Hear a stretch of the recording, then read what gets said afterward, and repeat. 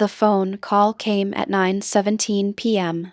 I almost didn't answer. It was an unknown number, and I had just gotten home after a long day. But something about the timing made me pause. Late enough to matter. Early enough to feel deliberate. When I picked up, the voice on the other end didn't introduce itself. Instead, it asked one question. "Are you aware of what your family has been hiding?" That sentence changed everything. At first, I thought it was a mistake. Wrong number. Confusion. Maybe even some kind of scam. But then the caller said my name. Not just my first name. My full name. And then they said something else. They mentioned my father. That was when I stopped thinking it was random. Stories like this are often shared later on platforms like Exposed Stories Media, where people finally understand how one moment can unravel years of assumptions. But when you are living inside that moment, it doesn't feel like a story. It feels like the ground under your life has shifted slightly, just enough for you to notice. I asked who they were. They didn't answer directly. They said they were calling because I deserved to know the truth.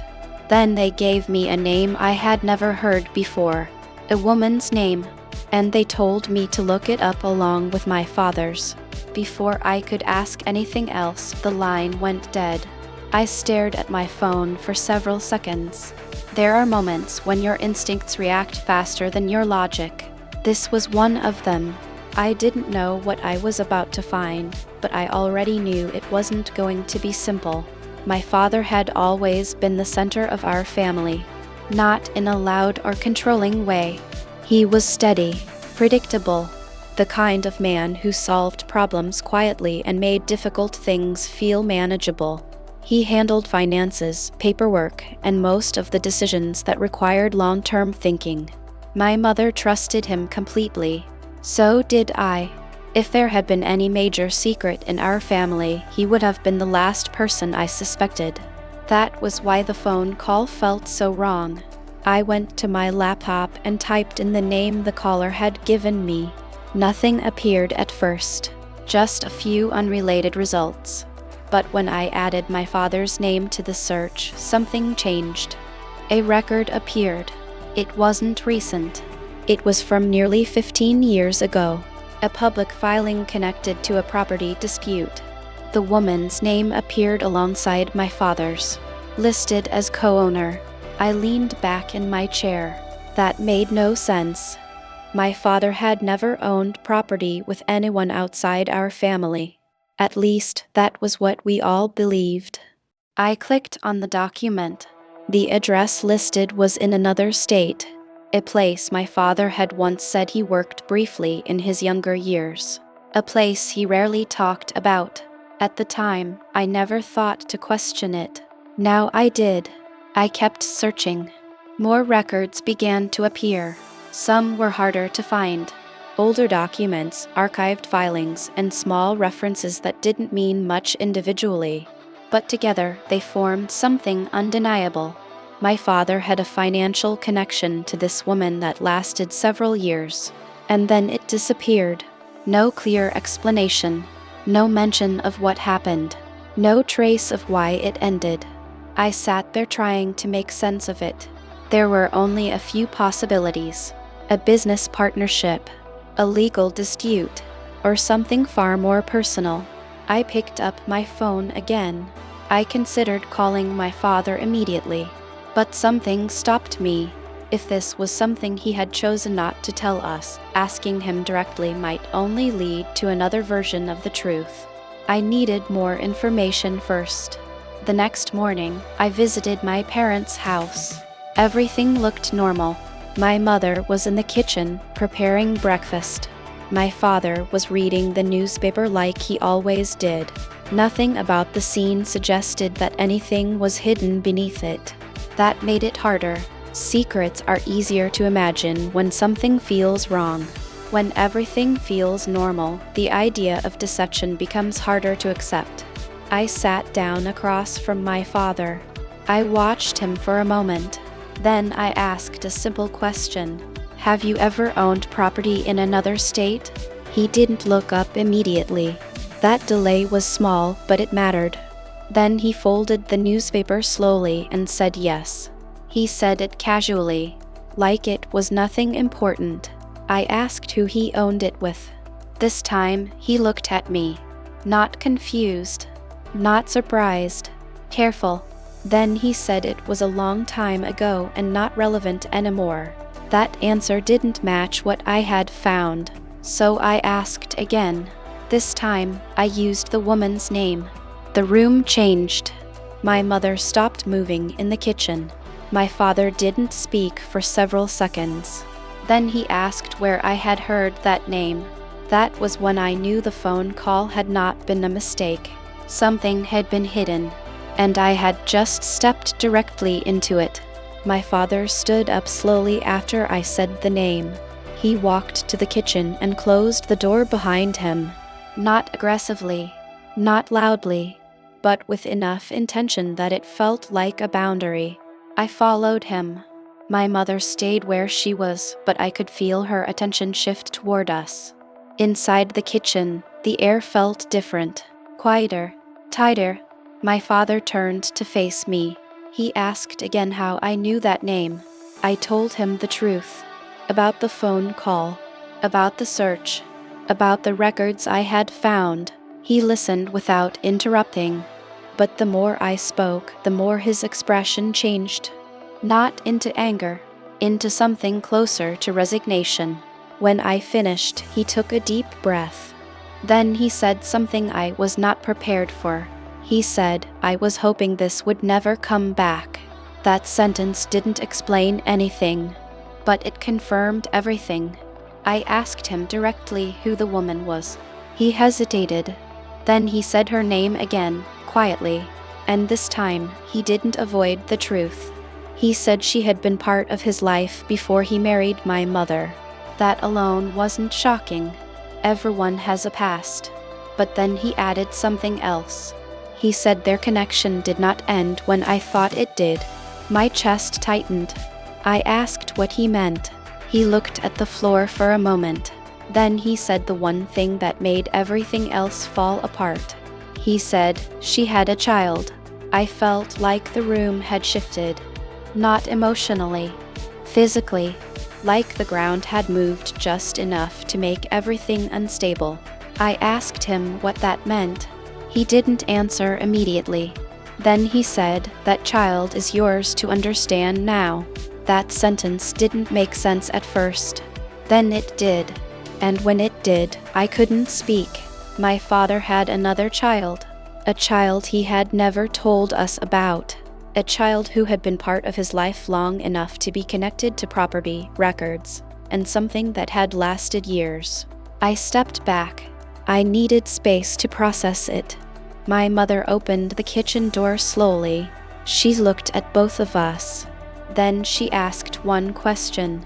"What is going on?" My father didn't answer her directly. Instead, he sat down at the table.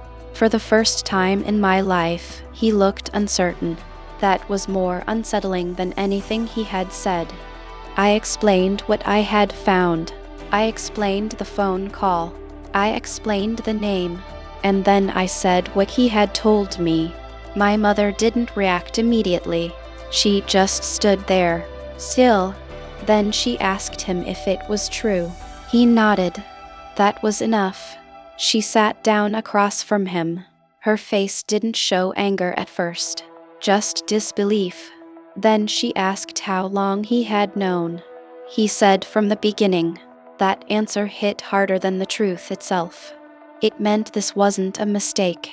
It wasn't something he discovered later. It was something he chose to hide. For years, from everyone. I asked him why. He said he thought it would protect the family. He said he believed bringing it up would only cause pain. He said he didn't know how to explain it once time had passed. Each explanation sounded smaller than the truth it was trying to justify. Then my mother asked something I hadn't thought of yet. "Does she know about us?" My father paused. Then he said yes. That changed everything again. The secret wasn't just inside our family. It existed outside it too. Another person, another life, another reality that had been running parallel to ours for years. I asked if he had stayed in contact. He didn't answer immediately. That silence was the answer, and in that moment, the full weight of the situation finally settled. This wasn't just a hidden past. It was an ongoing truth, one that had been carefully managed, hidden, and controlled for longer than I could fully understand. The phone call had not created the problem. It had exposed it. The days that followed were some of the hardest our family had ever experienced. Not because of arguments, but because of silence. When a truth like that comes out, it doesn't explode immediately. It spreads, slowly, into every memory, every assumption, every belief you thought was stable. My mother stopped asking questions after the first day. Not because she didn't have them, because she didn't trust the answers anymore. My father tried to explain more. He said the relationship had ended long before I was born. He said he had tried to support the child financially without disrupting our family. He said he believed he had handled it in the least damaging way possible. But none of that changed the reality. There had been another life, and we had never been told. I thought about the phone call again, about the person who had decided to reveal the truth. I realized something important. That call didn't come from someone random. It came from someone connected to the other side of the story. Someone who knew the truth had been hidden long enough, and decided it was time for it to come out. Eventually, we met her. Not by accident, by decision. My father arranged it after several days of conversations that felt more like negotiations than family discussions. When I saw her for the first time, I understood something immediately. She looked like us. Not exactly, but enough. Enough that there was no doubt, no confusion, no need for explanation. That moment didn't feel dramatic. It felt quiet, heavy, real. She had known about us. She had grown up knowing she had a father with another family, a family that didn't know she existed. And somehow she had carried that knowledge for years. That realization changed how I saw everything. We had lived with a hidden truth, but she had lived with a hidden reality. And those are not the same thing. The aftermath didn't resolve quickly. There were no clean endings. No simple forgiveness. Trust doesn't rebuild on a schedule. It rebuilds through time, consistency, and truth. And even then, it never looks the same. My relationship with my father changed. Not because I stopped caring, but because I stopped assuming. I asked more questions. I listened more carefully. I no longer accepted it's in the past as a complete answer. My mother changed too. She became quieter, more observant, less willing to ignore things that didn't feel right. That may have been the most important shift of all, because the biggest lesson from that experience wasn't about betrayal. It was about awareness. Families often believe trust means not questioning things, but real trust includes understanding. It includes clarity. It includes the willingness to face uncomfortable truths before they grow into something larger. Stories like this exist for a reason. That's why platforms like Exposed Stories Media continue to share them. Because sometimes the truth doesn't arrive gradually.